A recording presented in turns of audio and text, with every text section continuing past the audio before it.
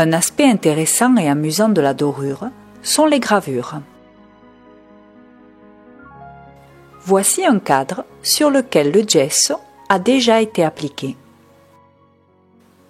Je dépose du papier carbone sur le cadre.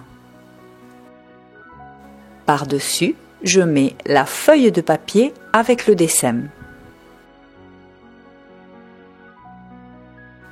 Avec du ruban adhésif, je fixe le dessin et le papier carbone au cadre.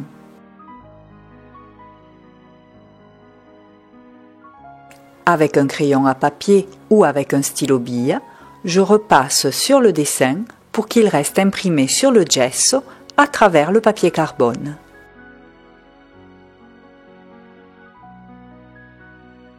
J'enlève le ruban adhésif.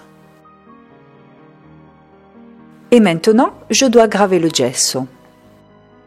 Pour éviter que pendant la gravure, le gesso se brèche, il vaut mieux l'humidifier en passant dessus un tissu imbibé d'eau.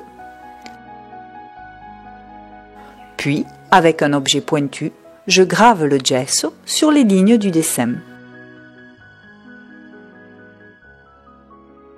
Maintenant, je passe une première couche d'assiette à l'ancienne rouge.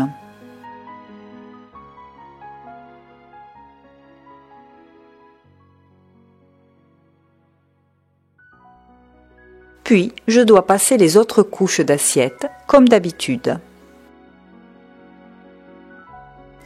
Après le séchage de l'assiette, la gravure apparaît comme ceci.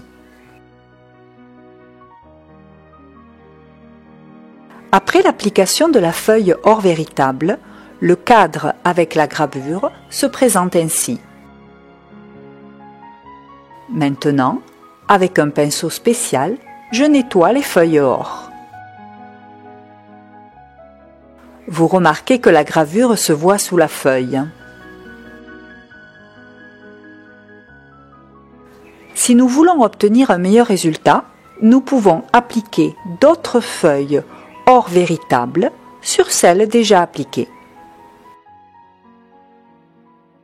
Dans ce cas, il suffit de mouiller légèrement avec la détrempe et déposer dessus l'autre feuille.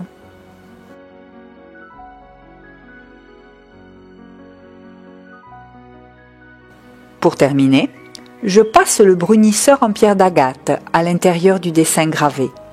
De cette façon, la petite fleur dessinée sera plus brillante du reste du cadre. Voici le résultat final.